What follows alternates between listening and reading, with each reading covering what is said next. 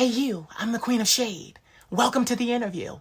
Don't forget to comment, like, subscribe, and hit my Cash App to support your favorite content creator. Now let's get to the interview. Mwah.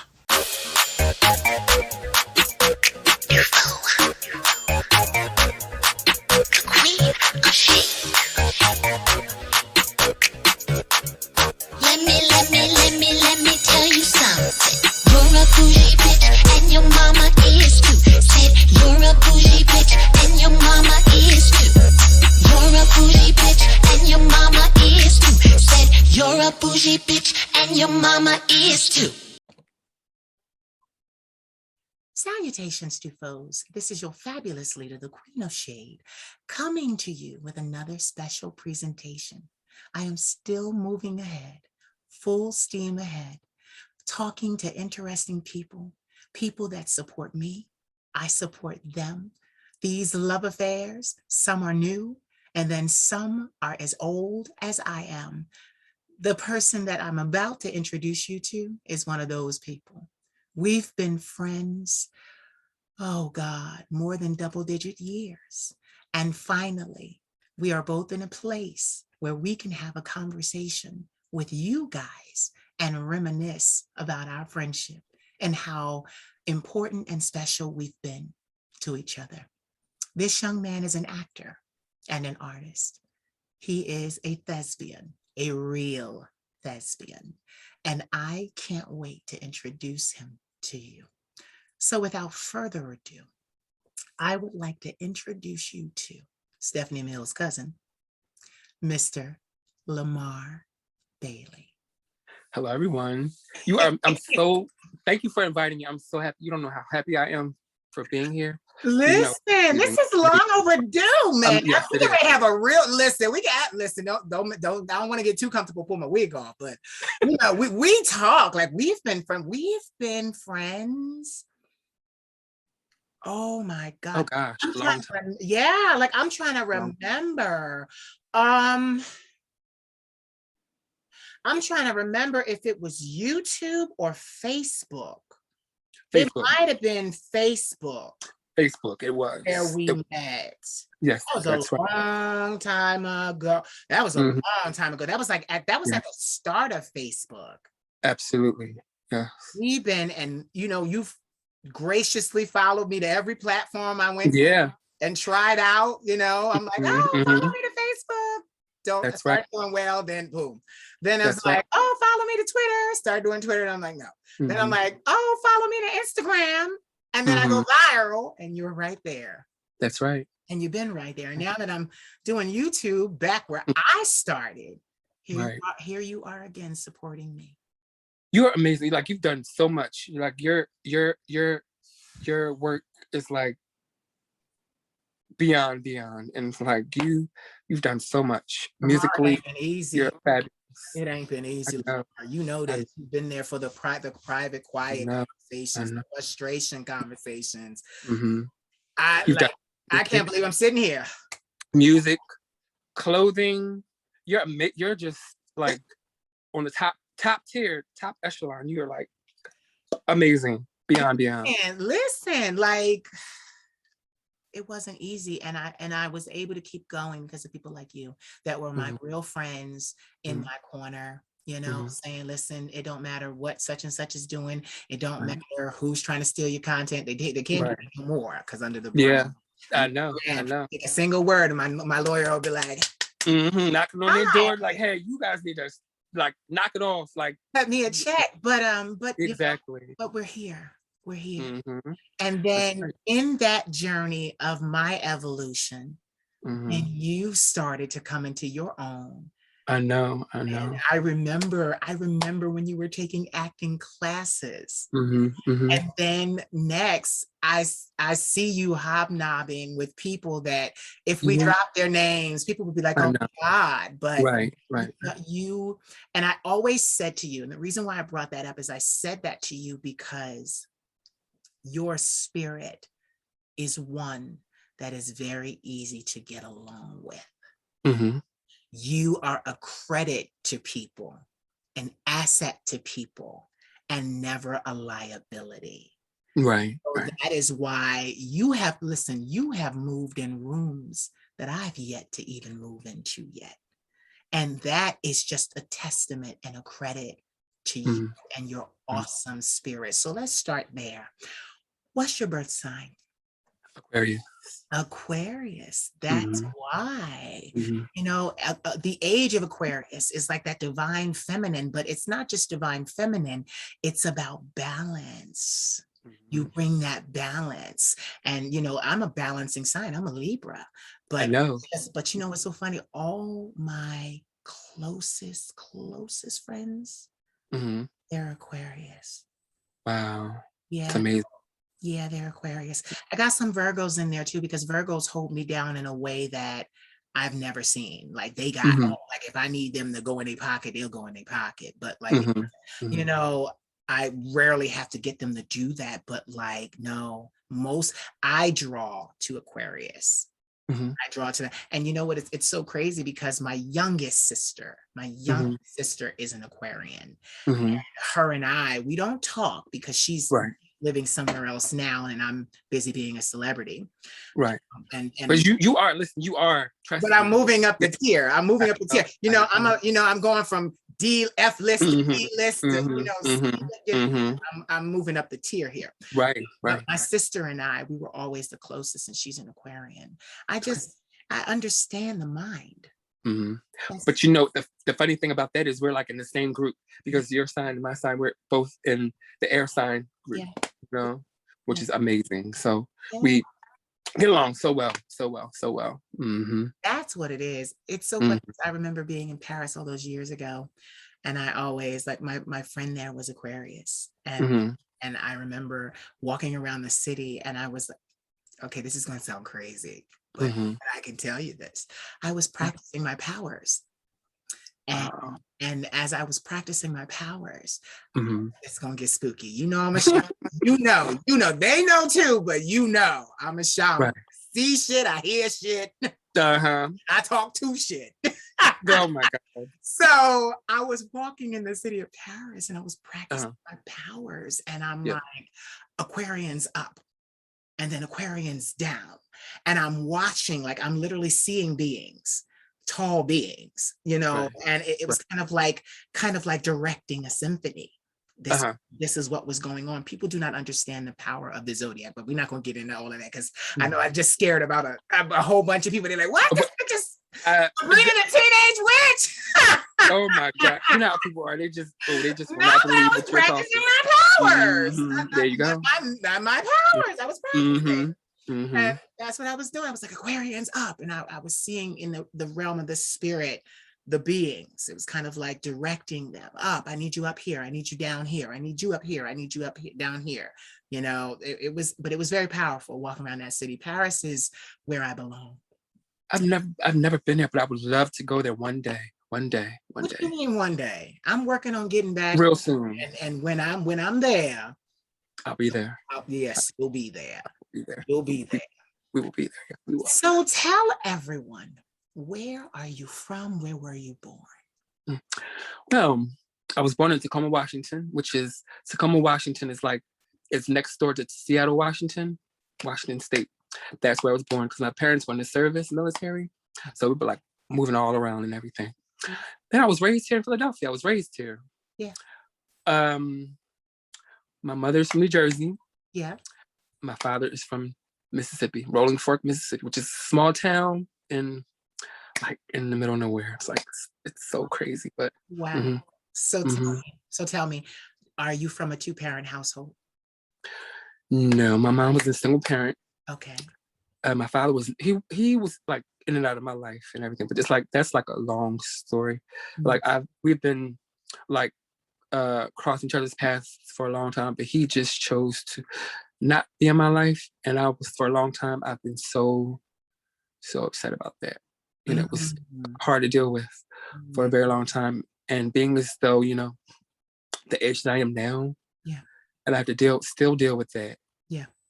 It's hard. It's very hard, very difficult to deal with. My father chose to not be a part of my life as well. So Mm-hmm. we're in the same boat. Mm-hmm. Yeah, he chose not to be a part of my life. I didn't have my mother or my father. Mm-hmm. Yeah, so I know what that's like. So I want to stay there for a second, not to be too I nosy, understand. Yeah, I understand. but I want to ask you because you're a terrific actor. Mm-hmm. You're a terrific thespian. So I want to know, with the absence of your father, where did you draw your masculine power from? Like, what other did you have uncles? Did you have cousins? Like, where did you find your need for that male presence in your life? Well, I have an older brother, but um, I needed a father to be in my life, and I didn't have that. Mhm. So I drew where I drew that that presence from, like, just uh Take your time. male beings that have been in my life through school, work, Yeah, and all that, and they've been around that way. So yeah, that's where I got that from. yeah. Hmm. That's Hmm. what I was going to say. I Hmm. was the way I was kind of like, I was always kind of afraid of men because of being Hmm. violated by them at such an early age, that Hmm. I was the one where, this is going to sound crazy because I'm so feminine, but Hmm. I didn't need my father. Hmm. I was all the man that I needed. Right. Like, Hey. Yeah. literally, like I remember being in church and the prophets would come and they would tell me, "You're not a little boy. Hmm. The spirit of a man is Right. inside of you." They Right. used to tell me that I was like 11. And Hmm. they would tell my parents, "Good luck trying to raise him." And when I say parents, I mean my uncles and aunts and my grandmother. They would say, "Good luck trying to raise him because that's a man, Right. a fully formed man in that Hmm. little boy." Hmm. And what I would do is I never missed him. I never Hmm. missed him. I never longed for him. I don't long for him now, and I'll be 40 in September. Hmm. I longed for a mother. Hmm. So what I did was I I kind of went around and was adopted by all of my girlfriends' mothers and even my guy friends' mothers. I Hmm. That's kind of how I fulfilled that need for that maternal instinct and that maternal presence in my Right. life. And the reason why I did that was because my grandmother, she was the breadwinner of the family. Everybody else wanted to sit on their lazy ass. And Right. so she was taking care of many generations in her home. And I mean, Right. but she, in order to do that, she was never there. She had to, like, I Hmm. saw her leave in the morning when it was Hmm. dark and come home late at night after we were all, getting ready for bed or, she was present for prayer hour. I do remember that because we did that Hmm. at night, but she could not. And people don't understand that about, they think that only the rich have a situation, excuse me, a situation where their parents have to work so much and are not there. They Hmm. forget that on the other, excuse me, they forget that on the other side of Hmm. the coin, Hmm. growing up in humble beginnings, if your mother's going to be able to provide for you or go anywhere or make sure you have what you need, she's not going to be there the same way their parents aren't there. So we Right. have the rich and the poor have more in common than they think. Hmm. Well, my mother was my mother was always, she's always and still is there. So Mhm. I never really needed, I have to be honest with you. I never really needed a father. So I have to be honest. I wanted him to be there, but I never needed him in my life. So my mother was always there because she's been an amazing mother from day one. She worked hard. She still works hard, but she took that place and she did very well. A damn good job. She did a damn good job Yeah. doing that. And Yeah. a lot of black women are, this is kind of known in our community. Um, our mothers are our mothers and our fathers. Mm-hmm. And somewhere in the world they try to say, "Oh, well, a woman can't teach a man to be a man." Yes, she can. Mm-hmm. Yes, she can. Many, Yes, and I have to say, many, yeah. many a black mothers did it Mm-hmm. and raised good sons, good, Right. great sons, better than great sons, you That's know. right. And it's kind of funny because even with me being as eccentric as I am and wearing wigs Mm-hmm. and dresses and doing what I'm doing, I'm still a remarkable person, and I owe that to my grandmother. Yes, you are.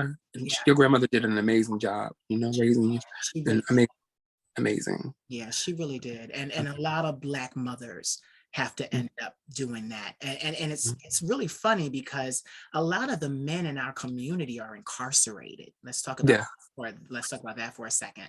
Mm-hmm. So, and I'm just talking, and I'm not speaking for, college graduate. I'm not speaking for that. I'm talking about where I started, not even Mm-hmm. where you are, not even where you are, because, she was in the military, this, is that, and the other. I started in the hood. So I'm acquainted with the fact that a lot of my men in the community were incarcerated. So Mm-hmm. my mother, the women, we were raised by groups of women. Mm-hmm. Groups of women looked out for all the kids, but Right. especially the men. But Mm-hmm. one thing that I do love about me having been raised by a group of women Mm-hmm. is that I never, and that's the thing. That's why I don't understand how the world can say a woman can't raise a man and teach a man to be a man. Um, Right. but she can. But Mm-hmm. I remember being angry, getting Mm-hmm. upset, and I don't ever remember my grandmother or any of the women in my life telling me, "Oh, calm down, you know, um, be good. Don't be like that." Every woman in my life, now that I'm thinking about it for the first time, they let me, and this is going somewhere. That's why this is coming out. Mm-hmm. They let me be in touch with my emotions, is what I'm saying. Mm-hmm. Let me take my glasses off because I need you to see me. No, but they let me be in touch with my emotions. I never had women around me that said a man couldn't cry. I Mm-hmm. never had women around me that said a man is a man based on the way that he stands and the way that he speaks. The women around me, they were always there to protect me from other men and boys, because even as a youngster, I was bullied by men and boys. And the women in my life would tell me, "Baby, you can't control the way you sound. Mm-hmm. You can't control the femininity in your body. You didn't put it there.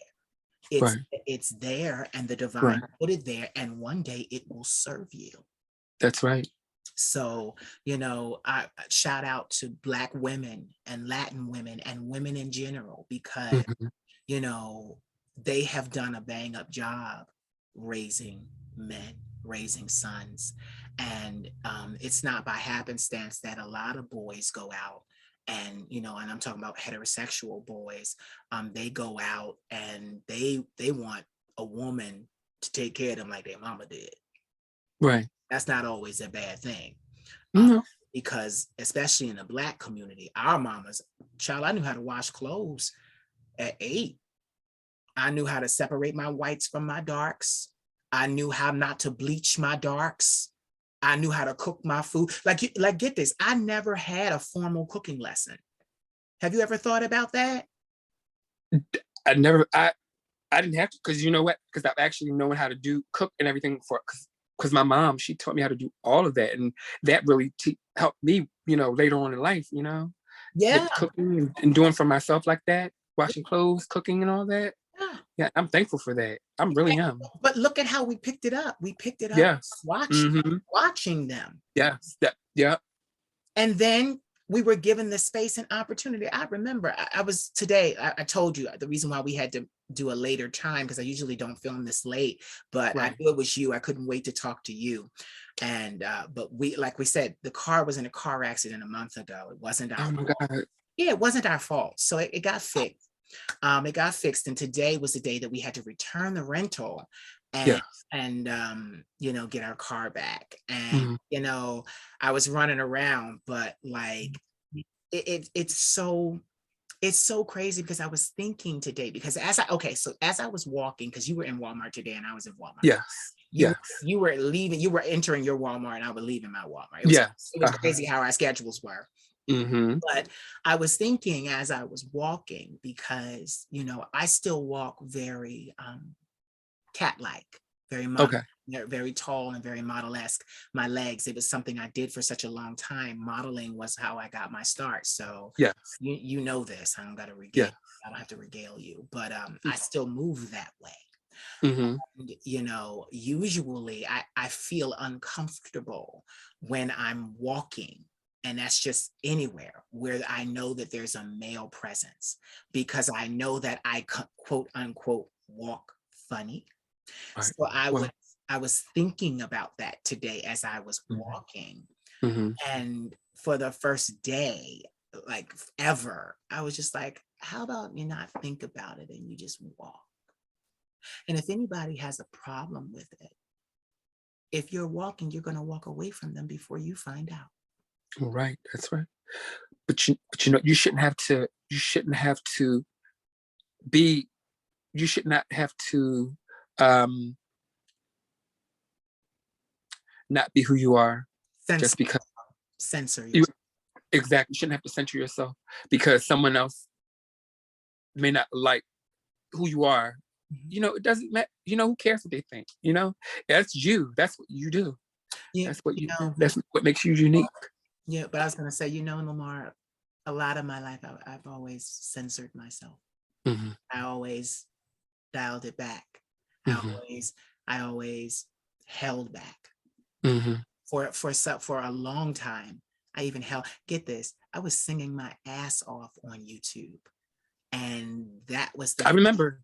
yeah, that experience was the first time I ever stopped holding back.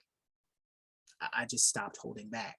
And I remember my neighbors, they would stand at my door and just be like, They couldn't believe it. They exactly. they could. They like, I'm up there singing Mariah, I don't want to cry. Whitney, I will always love you. You remember them videos, Run to Yes, I You. do. Oh my God. I have nothing. I They looking oh my like, listen to that. I still do listen to them, but when they first came, I would always listen to them. Soul Train and all that. There was a music show, Casey Kasem. I forget. He was on Mariah. He introduced Mariah Carey when she first came out in 1990. Played her videos all on. That was amazing. That's when I first started listening to all that. Whitney Houston. Whitney. Oh my God, she was the greatest. yeah, The greatest voice of all time. yeah. Amazing. Hmm. So Hmm. let's stay there. So tell me, when did you first realize that you had an artistic, um, what's the word I want to say? Affinity. You had an artistic affinity. Well, growing up, I was always different because my grandmother, she used to always stare at me all the time. She's like, that boy has something. He really has something. She'd always stare at me. God rest her soul. She miss her so much. My mom's mom, she would always stare at me all the time, and I would always do certain things. I'm not going to go into detail. So just to sing around the house, but oh God, Why amazing. you not gonna go into detail? Give it to me. Come on, give me exclusive. What you used to do? Oh my God, Mariah, I used to always sing Mariah, try to do at a high note. I'm not going to do it now, but yeah, I used to always sing her songs, try to do a high note type thing. Yeah, That whistle, whatever. yeah. Oh my God. Yeah, all the time. Mariah, Yeah. Hmm. when Whitney was already reigning, but Hmm. when Mariah came in, it was never a competition. It just was something new, Yeah. something new. Hmm. That Vision of Love album. That was a classic, iconic. That was, and I listened to that from time to time. I Yeah. loved it from beginning to end. Oh, and the way that it opened with her, I was like, oh my God. And then Hmm. Treated Me Kind. I'm not gonna sing it because I don't want nobody trying to say, you owe us money. But Right, like, right. yeah, like it just, what I'm boiling and what it boils down to is that people exhibit greatness Hmm. once they discover who they innately are, Hmm. Hmm. have the confidence to do so. Hmm. And I remember talking to you, and you were in acting school. And Hmm.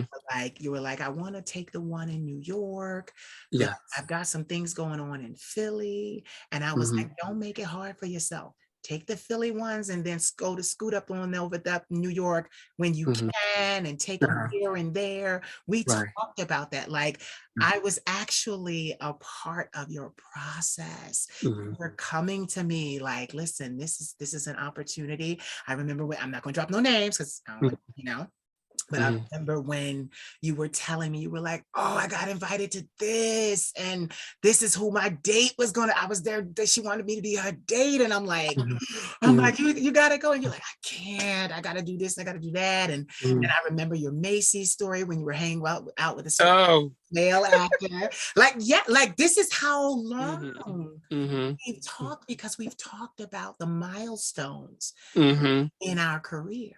Yes. Yeah. So let's talk about a milestone in your career. So with acting, when did you realize or even think about, because I remember the conversation when you said, I think I'm going to do voiceover work. And then I remember the conversation when you said, I landed something and it's a part of a series, a cartoon series, and it's really something, and it's be something. So when did you realize, like, okay, we talked about, you always, so you said, it was so funny, you said, I sang around the house, but when did you start playing characters? Or maybe I missed it, because were you actually playing as Mariah when you were singing?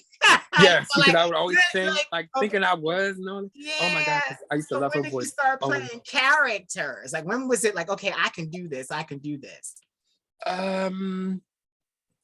Just by mimicking people, like certain people, like not making fun of people, but like mimicking their voices or whatever. That's when I knew I had something was there. Something was there, and I should play on that. But I didn't dive into that at that point. I was just doing it like over time and everything. It had to be cultivated, because it's a skill. It's not something you're born with. It's a skill. Right. So while I was taking acting classes in New York, my acting coach, Jason Williams, he saw something in my voice, because I was reading a script. He's like, you should do voiceover.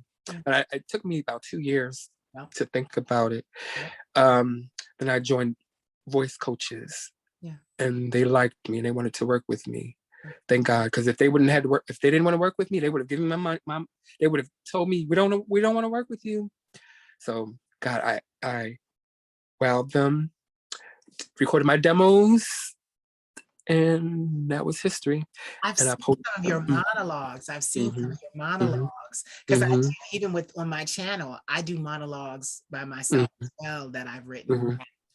So yeah, I've seen your monologues, and it's just, and what's so funny is they're so actor, like you pause and you're like, okay, I'm gonna do a monologue from such and such, and then it's that dramatic pause, and then you, Ernestine, I didn't tell you today that, and I'm like, oh my God. Like, no, what I'm saying is you're very freaking serious about what you do. You're very freaking serious about what you do. And that seriousness develops over time, is what I was getting at. So as you're taking classes, then he says, Jason Williams says, okay, you should do voiceover work. And then voice coaches says, yes, we'd like to work with you. And that led to your role. Tell me about the role you played as a voiceover work that you did. Okay, the character that I play, he's Agent 72, and it's in a Agent 72, which is in a animated series called The Adventures of Hero Man. Okay. And it's like a superhero type of animated series, but I play an agent. Okay. So when the creator first heard my demos, his name is Stephen Nathy. He's an amazing producer, creator. And he said, well, I have this part for you. Would you like to be in my project? I said, sure, why not? Sure. And I was so happy, so excited. And I'm so grateful for that. And I thank him every single solitary day. So he sent me the script and I recorded it, and I had to send it back to him, and he matched it with my character. He created the character just for me. And it was amazing. I'm so happy. And it's moving on to the next episode, to be out pretty soon.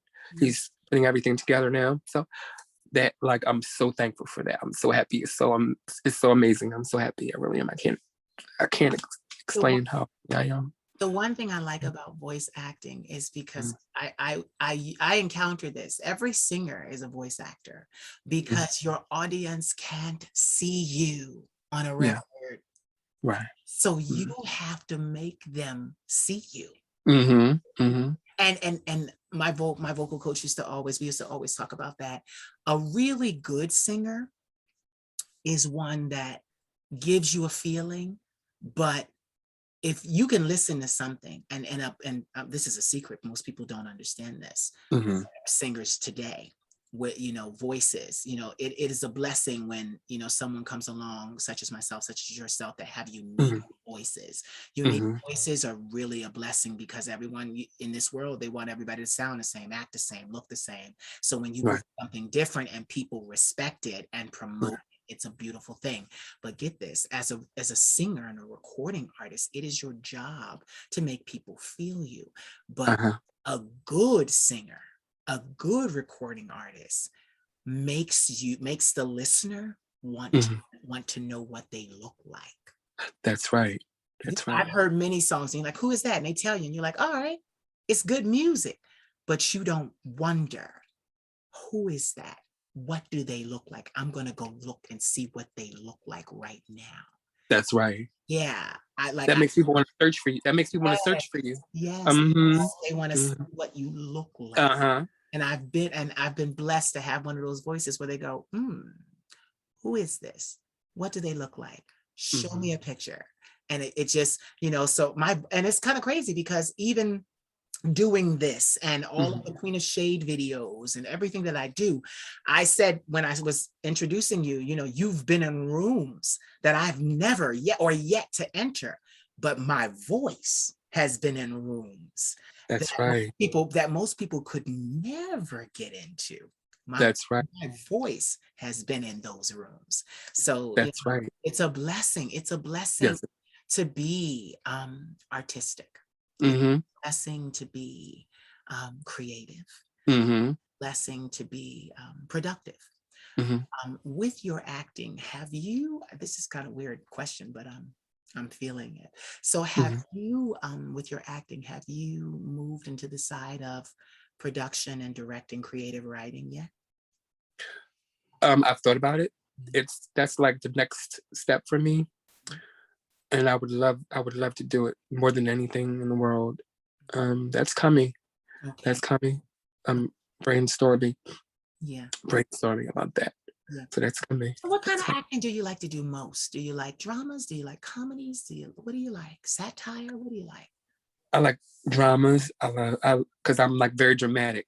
Very dramatic. Like even with even with Age 72. when you talk off the hip off the top of your head. Yeah, improv.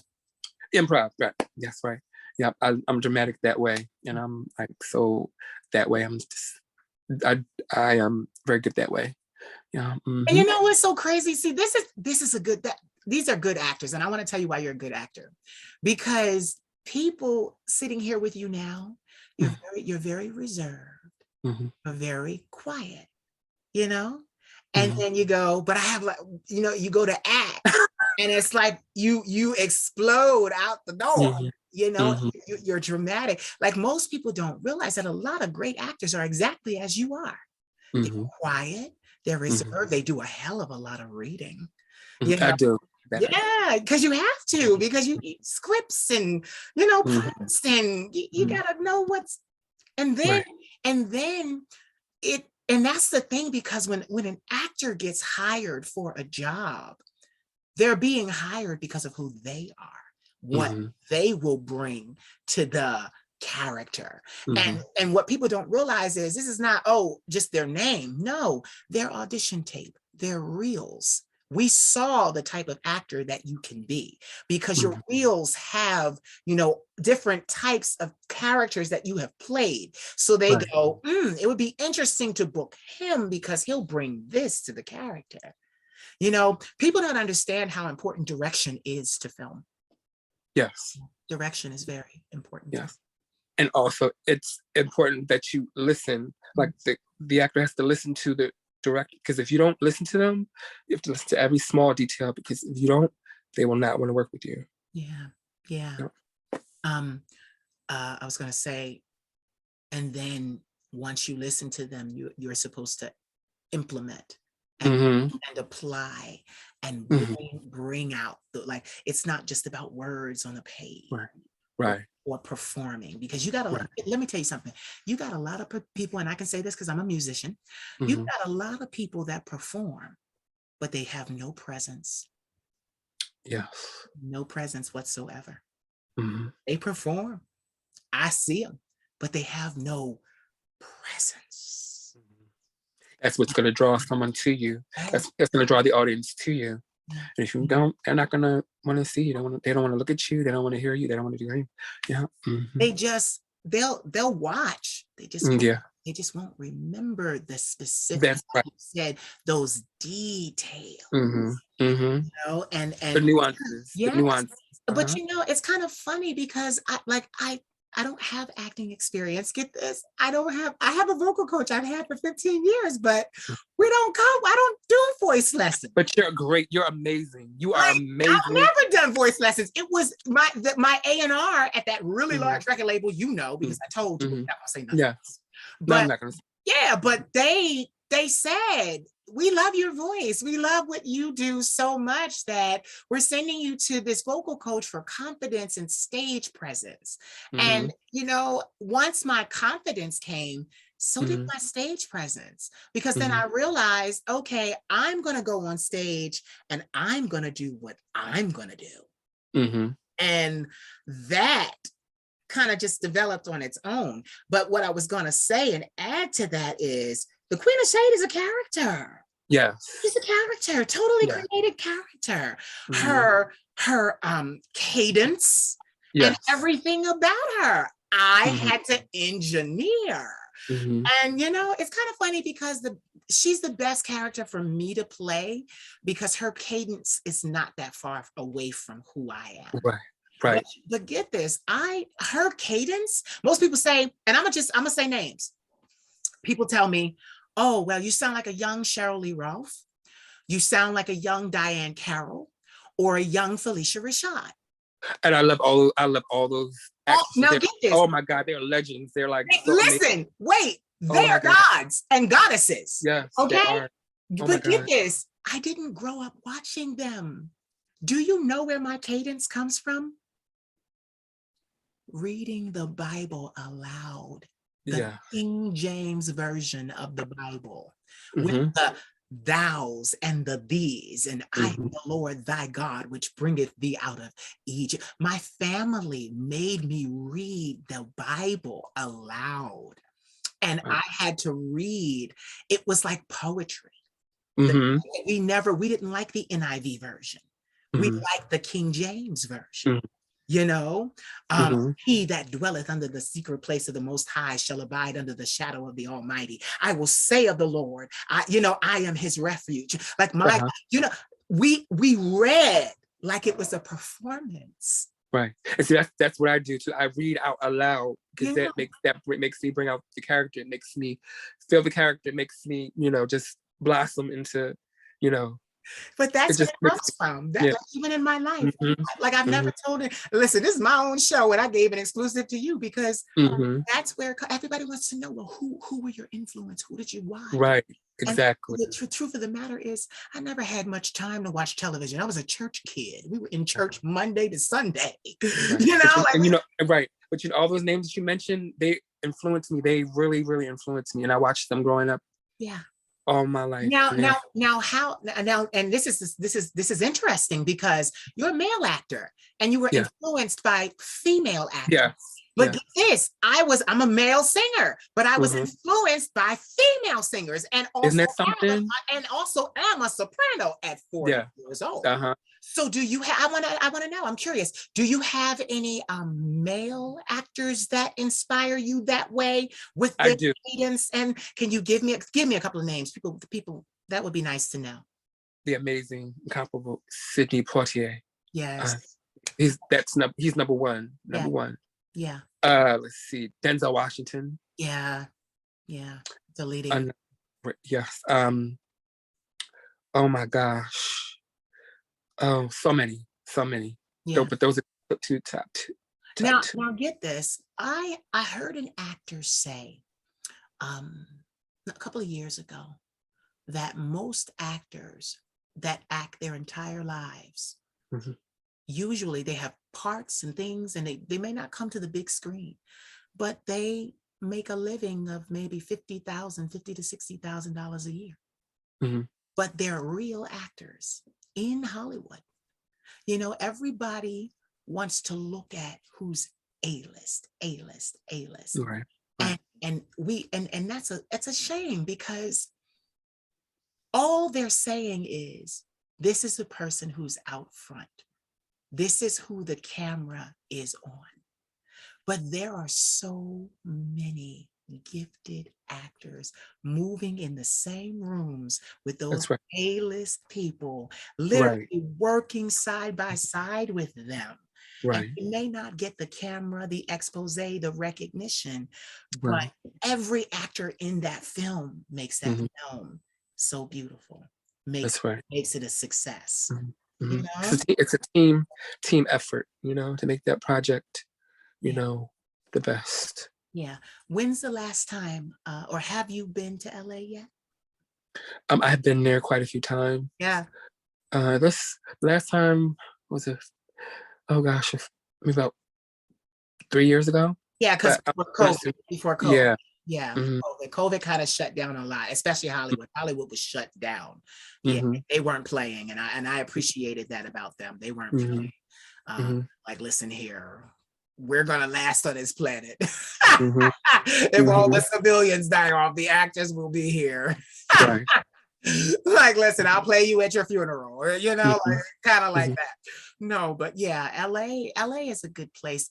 They also say that for acting, that Atlanta is a good place, especially for like Black actors. Have you been to Atlanta? I have met quite a few times. I've been there. I have family there. I've been there to visit them. Yeah, I love Atlanta. Yeah, that's another place for film, yeah. and for for Black films and all that, You and know, different other. I like the fact that we're sitting here having a conversation, and I'm hearing all the right things. Like, you're going to the places that careers get made. Mm-hmm. I know you're in New York a lot. I know that. Mm-hmm. Yeah, Mm-hmm. I know that. But my God, it's just, people don't understand. Like, it's people don't understand the beauty of playing characters, Mm-hmm. and bringing them to life. Mm-hmm. I heard an actor make a joke, and it was kind of a rub, but he said, I get paid more money to play you than you do to be you. Oh. It was shady. Yeah, I heard it last night on something I was watching, and I was like, Oh my God. ah, like, yeah, it was shade. It was real shade. That was real shade. I was like, oh my God. But even with that being said, acting is a beautiful thing and should It be is. respected and should Yeah. be It is. cherished. But it's not easy. But it takes a lot of hard work and Yeah, time. yeah. Mm-hmm. What Mm-hmm. is your dream role? What would be your dream role? To be the lead, to have my own show. Yeah. Have my own show. Yes. Television, Yeah. or like Netflix or something? To be on TV, television, like network television. That would Mm. be like my dream. But I you would love. know that Tyler Perry is in Atlanta, and he does a lot on television. I know. I know. He's worked with so many people. Have you ever tried to audition or send a reel or? I would love to. I have not tried. I will. That'll be my next thing to do. I have to do that. Yeah. I have to, because that would be like the most amazing thing for me to work with him. I would be so grateful for that. The reason why I'm asking you these series of questions is because I know you personally. So Yes. I'm always pushing you. Yeah, I know. Like, I'm always pushing you. Mhm. I want everybody to know that even though I'm asking you and you're like, no, you're handling your business. It's just Mhm. that I believe in you. You're my Mhm. friend. So I'm like, you need to be seen by everybody. You need to have Mhm. your reel and your audition tape in front of everybody, Mhm. But I have to say, like, years before I even started, I believed in myself for a long time, But there's a lot of people who don't want to be happy for you, and it's not fair. But I knew that I know what I'm capable of. Yeah. You know. And I know, but it's just hard work. Hard work pays off. Here's a curveball question. So you're Stephanie Mills' cousin. Oh my God. And oh wow. How did I know you want to ask me that? I didn't know until you told me the other day. Like, wow. She's legendary. When I think of home and I was shocked when I found out. I didn't believe it. Wait, my song, It's Real. What is it? I think it's called It's Real. I can't sing it because I don't want to get it. I don't want to get a copyright strike. But you know, you and I have what dreams are made about. Like, I've seen her in concert. I don't go to too many concerts, but I've seen Stephanie Mills in concert. Right. I've seen Will Smith in concert. I've seen Patti LaBelle in concert. I've seen Destiny's Child in concert. You know, and get this, I never had to leave my city. They were here. Yeah. They were here. They were right here. And you know, the crazy thing about, she was here. Stephanie Mills was here, and that was before I found out that, you know, she and I were related in some kind of way. I didn't go. I wasn't able to see her, but if I, you know, had I known that, I would have, you know, tried to go see her. Yeah.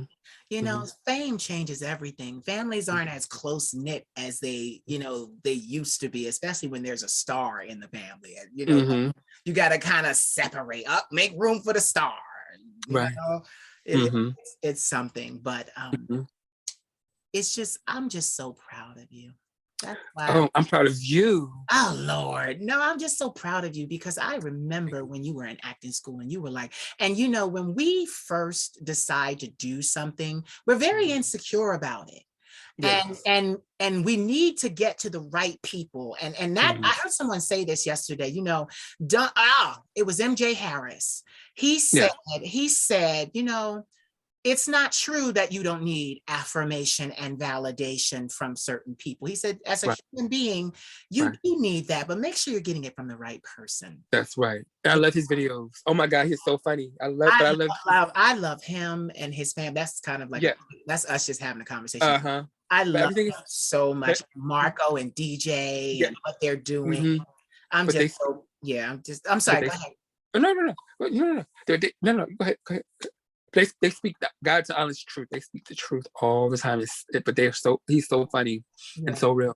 But what I love is he's comical, but not really. He speaks real.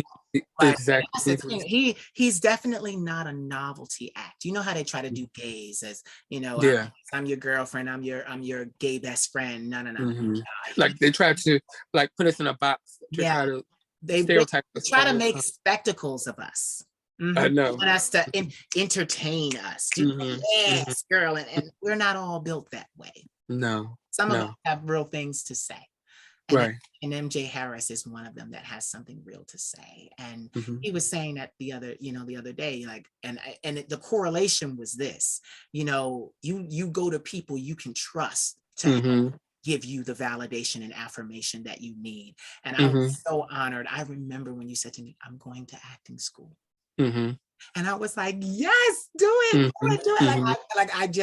I was so excited. It meant so much to me.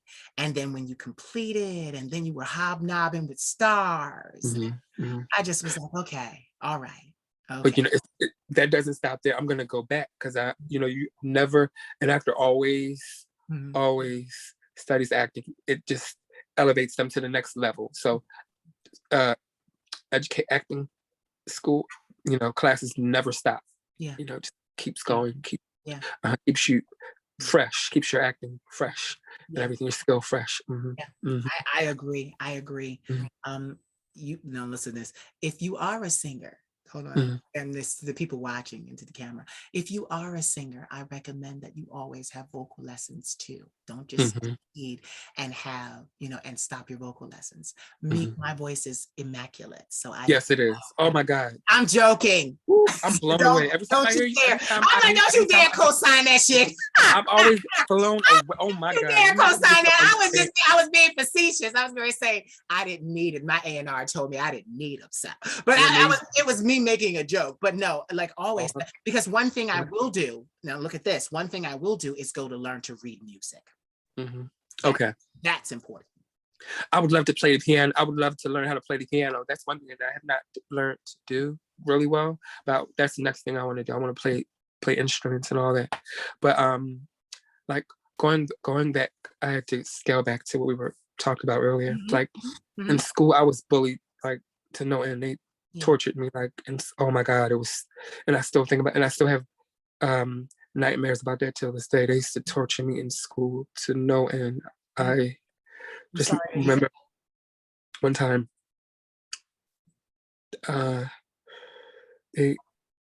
somebody took my shoes and threw them in the trash, and I was like, I was bullied and like I try to block all that out my mind, but it's just so hard not to just forget about it. And like I was tormented in school, grade school to no end.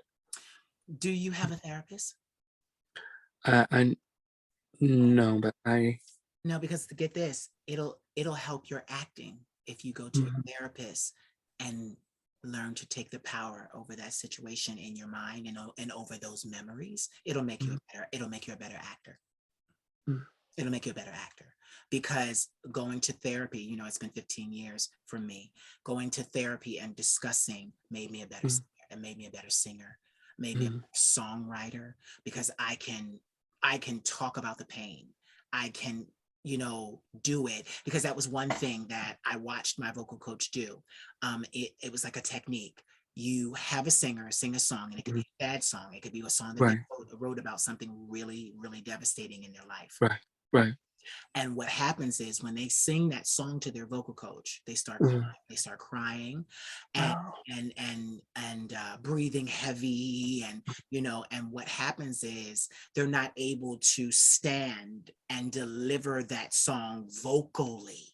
And that's what people don't understand, because you can watch a performer and say, they delivered that song emotionally, but the technique and the vocal side of it, but emotion was there. See? Good singers can get it. And that's the thing about singing. Good singers. I've seen great singers where they did not give a vocal. They gave an emotional performance. Right. And my thing is, I credit them because it was emotional and it got the job done. It had everybody on their feet. It had everybody feeling it. But I'm the type of perfectionist. Let me not say perfectionist, because perfection does not exist. But let's just say I'm the type of artist and person that when I stand on stage, I could be talking about my mother being murdered, but I'm gonna stand there and give you the vocal. Right. And this is why, because I don't want to cry. I cried about it enough in private. When I wrote the song, I want you to cry. I want you to cry. So it's, I gotta stand here and give you the vocal. You still feel it, but I gotta make sure every note you feel, so that you cry, so that you walk away with the technique of what I was saying. And that's the thing, because I've seen we got some great performers today, but they're performers, not vocalists. Right. That's right. But listen, everybody can't be Beyonce. No, but that's another legend, another conversation. Right? That's a whole nother conversation. Because B will give you a performance and technique. Let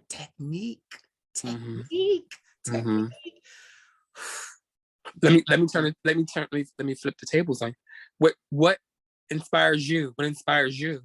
That's what I would love to know. What inspires me? What inspires me to do what I do is the fact that I still can't believe that I'm alive and survived all the devastations that I went through. Because at the moments and in those instances when they were happening, I thought I would die. Oh my God. And I thought that I I would never recover from the shame, the embarrassment, and the abuse. And then to have it end, the trauma, the torment, because I was bullied very badly too, Yeah. raped and abused as a child. And I never thought it would end. And then to have it end and to still be in pain. Mm-hmm. But my spirit said, we got past it. Mm-hmm. I have like my resiliency, like that's a term from therapy. My Mm-hmm. resiliency is set up. Like when you say that, when they say this man is totally different, this man is totally different. The way that I'm built, you ain't gonna have another one after me like this. That's right. Because you're unique. You are unique. My resiliency, Yes, you are. because I just can't believe it. Like Mm-hmm. I'm like literally, I'm like when I go through something, I'm like, Mm-hmm. Right. I'm still here. Mm-hmm. And I feel that. I look and I'm like, if I'm still here, then I got another shot to. That's right. And thank you to the higher above. It through him all things are possible. He's number one. Everything I have, the divine gave me. Mm-hmm. Everything I have. Mm-hmm. Which because we've had many conversations like that. Yeah. But everything I have, the divine gave me. And Mm-hmm. I was speaking to my grandmother today, and I'll share what I was talking about. We were on our way to get our car. We were in the rental. Mm-hmm. And the divine spoke to me, and he said, listen, a lot of people are not at this stage in their development in their relationships with the divine and with a higher being. But a lot of people will say to you, oh, the bad happened because it made you good. It was supposed to happen because without it, you wouldn't be here. It made you better. So people have, so then people start to claim the bad. Like, oh, okay, well, it was a horrible experience, but it made me good. And then they start to internalize the pain as if it was supposed to happen or they needed it to happen. Mm-hmm. So then I had a perspective from my grandmother, and she got really quiet because I said to her, because they teach that even in church. Oh, it's for your good. It's for your good. It's for your good. God said to me, he said, listen here, I'm such a perfect gentleman that I don't interfere in the lives of humans. I give you free will, free choice, free reign. You do what you do. He said, but every now and then I place my hand on someone. And when I place my hand on someone, it doesn't mean that there no harm will come to them. It just means that whatever they go through, I will help them through it, and I will use it to make them better. I will use it to bring them more substance. And when I say better, I mean I will use a negative to breed a positive. Not that it had to happen, because that's the thing about it. It doesn't have to happen. You don't have to be scarred and raped and abused and bullied to be an amazing actor or a queen of shade. You could live in the suburbs. You could live in a 2-parent household. You don't have to come from the hood. You don't have to struggle. All you have to do is be in touch with yourself and a higher power, and you can be and live the most phenomenal, giving, talented life. Struggle. We should not be internalizing struggle. Right. No. And Black people have that backwards. You don't internalize the struggle. You reject the struggle. And in your rejection of the struggle, it causes you to stand up for yourself and say, I will not allow this. Exactly. A lot of things, and I've watched even through history, Black people allowed certain shit. Now, listen, I ain't trying to be like Kanye and say that it was a choice. Shout out to Kanye. Me and you, we disagree on that, brother, but I ain't trying to be Kanye and say that. But what I'm saying is a lot of things are a choice. That's right. And that is true. A lot of things are a choice. Everything is a choice, to be honest. Choice. Two paths are always presented. You got the good and the bad. It's actually 3, because you got the good and the bad and doing nothing and being neutral. There you go. So, there's always a choice to be made. But, you know, those of us that are enlightened, those of us that are in tune with ourselves and with the divine, we make choices that bring rapid success and results and this and that. But it doesn't mean that we're not going to be touched. It doesn't Right. mean that we're not going to be, that we're going to be protected from harm all the time. Right. You know, crazy thing is, even about that car accident, now get this, they tore up my grandmother's whole front Oh my God. and the passenger side. Guess who last minute said, I can't go with you today? If I had went, I would have been in the passenger side. Was it you? Me. Yeah. But listening to the divine, he said, no, I want you to do this. So I said to her, hurry back, because I can't go with you, but hurry back, because I don't want you gone too long. I don't even like you going, and I don't let my grandmother go places by herself. So That's right. this was a freak happening. Yeah. That day, I said, I can't go with you right now. She said, well, I'm just going to run down the street and run back. And that's when it happened. Wow. And tore off the damn Oh my God. and it was an ice cream delivery truck. Oh. It was an ice cream delivery truck. She was making a turn, a left-handed turn on the street. And he said there was 2 lanes to go around a circle. And he thought she was going to get in his lane. And he tried to cut her off. He tore her car all up, knocked her out of her lane, up onto the grass Oh no. in the center of the damn street. Is she okay? Is she okay? That's the main thing. Not one scratch. Thank God. No. Thank God. God was watching. But get this. And then fled the scene of the accident. That's the next thing I was going to ask you. That's crazy. Did they catch him? Did they finally catch him? We are still waiting to hear back, but let's just say that our car is fixed. There you go. Thank God. you know, people are a mess, you know. Yes, they are. But wow. I just, in summing up this conversation, it's a conversation that we're having because we have so many. And what I want people to take away from this is that A, we're artists. Yeah. B, we're very good at our art because we practice our art constantly. That's right. This is not some roll out of bed and no. We beat on our crafts constantly. That's right. What else do I want them to take? I want them to take away that, you know, the divine can use a bad situation to bring about something good, but don't internalize the trauma or the bad. You know, it doesn't have to happen. Right. What I want through it. What I want people to take away from this conversation is that, you know, people, you know, if you just believe in yourself, you can do anything that you want to do. Yes. And don't listen to anyone. Keep moving forward. Yeah. Practice, practice, practice. Yeah. Get this. This is an odd question, but I'm asking you, what are you reading right now? Believe it, and I read this book over and over again. Jennifer Lewis, The Mother of Black Hollywood. Love her. Mother of Black Hollywood. She is my favorite. Oh my God. One of my favorite books. Mother of Black Hollywood. Jennifer Lewis. Blackish. She Blackish. Love that show. I remember her from playing Angela Bassett's mother. Yeah. To do with it. Preacher's wife. She was the mother. Like, listen, she's been in everything. Yeah, she has.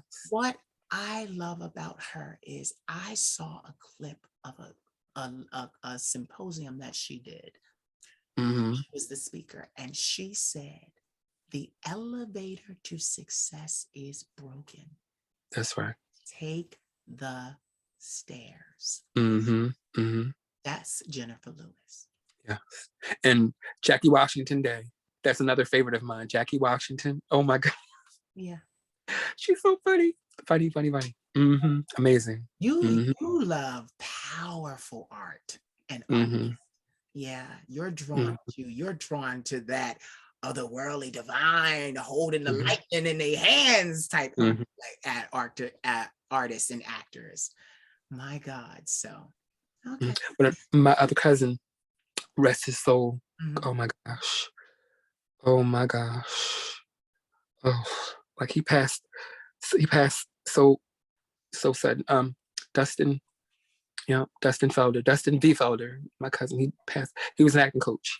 He coached from every actor you can think of, from A to Z. He was there. Mhm. Every movie. Oh my gosh. Mhm. Wow. He actually pushed me to move forward with my craft. Without him, I would all to him. All to him. Wow. Yeah. You know what that is, though? That's someone who has made, not found, made success for themselves. So they can't help but share it. Mm-hmm. That's what we do. Mm-hmm. We can't help but polish somebody. Mm-hmm. That's the beautiful thing. So, Mr. Bailey, Lamar Bailey, give me 3 words that inspire you. 3 words. Greatness. That's one. The second, happiness. Yeah. And the number 1, oh my gosh, number 1, that would be love. Yeah. Mm. Yeah. Mm. Yeah. I would like to thank you for having this amazing conversation with me. Thank you for having me. It was a pleasure. This really was but this was really just a friend talking to a friend, because we know each other. For those of them not watching, I'm also in Philadelphia. So yeah, we have history. We go way back. Yeah, and we have so much ahead of us. And right now, with all that's going on in the world, we drinking water and minding our business. But yes, we are. Yes, we are. But I love you, darling. I love you. I love you more. You're amazing. You just don't know. I just adore you. You are amazing too, though. You're not giving yourself the credit. You got to give yourself the credit. I love me. There we go. Because your craft has put you in rooms with a lot of people. And I'm grateful for that, because without God, none of anything would have happened. Yeah. And I feel like I'm blessed. I know that I'm blessed. And you're blessed as well. Yeah. Yes, you are. Highly favored. Highly favored. Blessed and highly favored. So tell everybody where they can find you on social media. On Facebook, you can find me. I'm Lamar Bailey on Facebook. Forever Lamar on Instagram. Forever Lamar on Twitter. Yeah. And the forever starts with a 4. It's yes. Forever. It's the number 4, the root Forever Lamar. And Lamar, tell him, is it at the end? Is it, I'm going to put it at the bottom, but is it, it's 1 R, not 2, right? 1 R, yes. It's at the end. Yeah. Yes, at the end. Yeah. Okay, don't go nowhere. Ladies and gentlemen, you have heard the vocal stylings of actor, artist extraordinaire, Mr. Lamar Bailey. My friend. All right, say goodbye to these people, but don't go nowhere. Bye, everyone. Thank you. So did you enjoy? I hope you did. Please like, comment, subscribe, share, and don't forget to cash at me at the Queen of Shade. I am your favorite content creator, right? Right. You want to see more of this content, right? Right. Cash at me. I love you. Mwah. I've got my black stilettos on. Don't you make me take them off. I'm assuming first position. Gonna show you I'm a boss. I've been given 60 seconds just to put my thing down. I'll have you wanting my stilettos by the time I turn around. Turn that TV down.